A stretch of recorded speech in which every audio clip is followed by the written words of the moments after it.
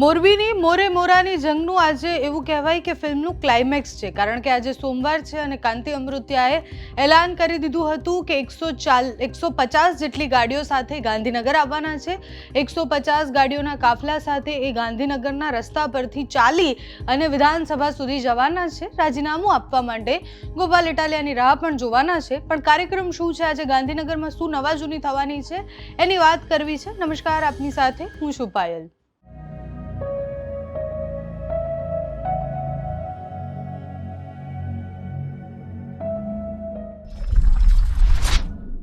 કાંતિ અમૃતિયાએ આપેલી એક ચેલેન્જ અને ધારાસભ્ય તરીકે રાજીનામું આપવાની વાતથી લઈને 2 કરોડ રૂપિયા આપવાની વાત હતી। એના પછી ગોપાલ ઇટાલિયાએ ચેલેન્જ એક્સેપ્ટ કરી દીધી અને એના પછી જે થયું એ બધાને ખબર છે।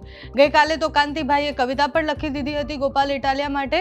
આજે શું થવાનું છે, તો આજે ગાંધીનગર 11 વાગે બધા લોકો એટલે કાંતિ અમૃતિયાના સમર્થકો બધા ભેગા થવાના છે। કાંતિ અમૃતિયા ગાંધીનગર વિધાનસભા પહોંચવાના છે અને વાજતે ગાજતે રાજીનામું આપવા માટે પહોંચેલા કાંતિ અમૃતિયા રાજીનામું આપે છે કે કેમ એ મોટો પ્રશ્ન છે।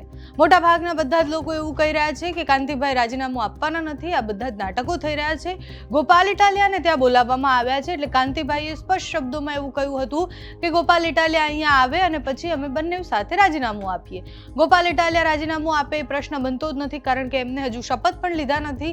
પણ ગોપાલ ઇટાલિયા જો ગાંધીનગર આવી જાય તો પછી શું થાય એ જોવા જેવી થવાની છે। આજે 11 વાગે બધા જ સમર્થકો સાથે કાંતિ અમૃતિયા ગાંધીનગર એસટી પાસે ભેગા થવાના છે। એના પછી ગેટ નંબર 1 થી એ ચાલી અને એવું કહેવાય કે ચાલીને વાજતે ગાજતે વરઘોડા સાથે રાજીનામું આપવા જવાના હોય તેવા દ્રશ્ય પણ તમને જોવા મળશે।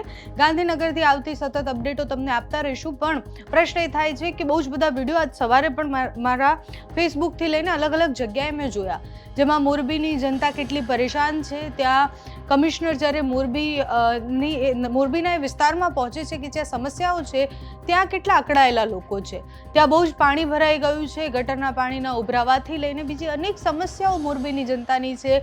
હવે આ મોરે મોરાની ગેમમાં જનતાનું તો કંઈ નથી થવાનું। આજે કાંતિ અમૃતિયા ગાંધીનગરમાં કશું પણ કરે એનાથી મોરબીની જનતાને કોઈ જ ફરક નથી પડવાનો। કાંતિ અમૃતિયા રાજીનામું પણ આપી દે તો જનતા ત્યાંની ત્યાં જ છે। ગોપાલ ઇટાલિયા વર્સિસ કાંતિ અમૃતિયાની જે લડાઈ છે એ લડાઈમાં જનતાને જાજો કોઈ ફરક નથી પડી રહ્યો। બધા આખા વિષયને એન્ટરટેનમેન્ટની રીતના એટલે રહી રહ્યા છે, કારણ કે રાજીનામા આપવાની વાત અને કોણ કેટલું પાવરફુલ એ દેખાડવાની વાતમાં પ્રશ્ન બાજુ પર મુકાઈ ગયા છે। આમ આદમી પાર્ટીએ પણ કાંતિ અમૃતિયા માટે ઘણી બધી વાતો કરી હતી। આમ આદમી પાર્ટીના નેતાઓ પણ ઘણી બધી વાતો કરી રહ્યા હતા।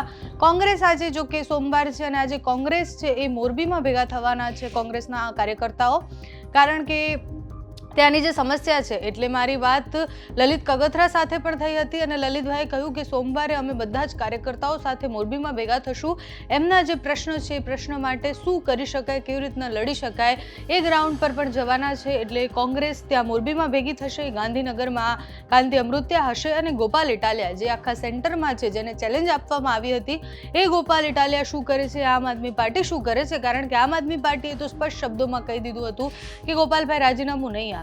અને શું કામ આપે ગોપાલભાઈ રાજીનામું? વિસાવદરના લોકોએ એમને પસંદ કર્યા છે, વિસાવદરમાં તમે એમને હરાવી ન શક્યા એટલે નવા ગતકડા લાવ્યા છો।